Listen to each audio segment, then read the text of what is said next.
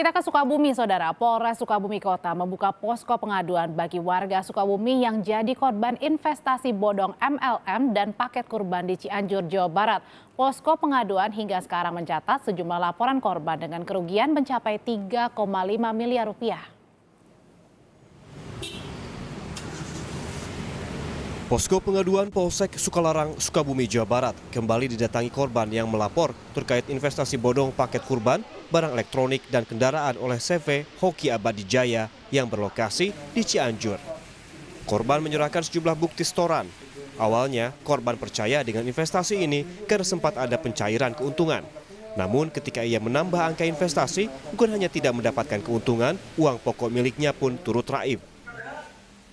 Awalnya kan emang cair dan setelahnya mungkin ya gak tahu juga aku mesti kayak gini gitu, karena awalnya emang bener-bener cair terbukti gitu, dan mungkin keakhiran ya kayak gini ya siapa tahu ya, siapa aja yang nggak tahu gitu Pak, ya mungkin udah nasibnya juga, cuman aku masih tetap memperjuangkan hak aku lah intinya.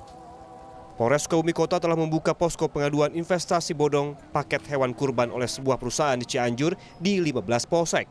Pos pengaduan dibuka untuk membantu korban yang berdomisili di wilayah Kota Sukabumi untuk selanjutnya diserahkan ke Polres Cianjur. Hingga kini sudah ada 2 laporan yang diterima Polsek Sukalarang dengan total kerugian sebesar 3,5 miliar rupiah. Jadi seperti MLM mencari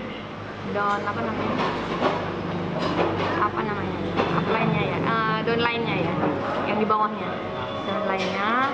Kemudian dapatlah yang masing-masing yang tadi saya sampaikan. Ada 42 orang konsumennya, ada yang 8 orang. Dari 42 itu nilai kerugiannya sekitar 3,3 M, yang satu lagi baru sekitar 131 juta.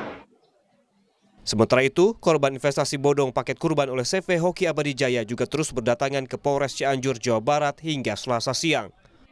Di antaranya satu kelompok yang diwakilkan oleh ketua kelompok yang terdiri dari 200 orang. Mereka tertipu hingga 2,5 miliar rupiah untuk paket investasi barang elektronik, hewan kurban, dan kendaraan. Hingga saat ini polisi masih mencari pelaku penipuan investasi bodong ini. Kalau pasal yang disangkakan lebih spesifik apa?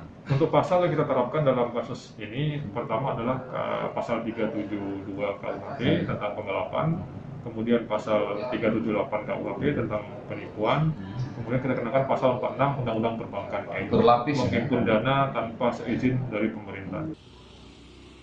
Sebelumnya, ratusan warga sempat mendatangi rumah pemilik investasi bodong berupa paket kurban, paket barang, dan paket kendaraan di Cianjur, Jawa Barat. Warga mempertanyakan uang yang sudah diinvestasikan mulai dari 1 juta hingga ratusan juta rupiah. Rata-rata warga yang menginvestasikan uangnya bekerja sebagai buruh pabrik di wilayah Bandung, Cianjur, Sukabumi, dan Bogor. Tim Liputan, Kompas TV.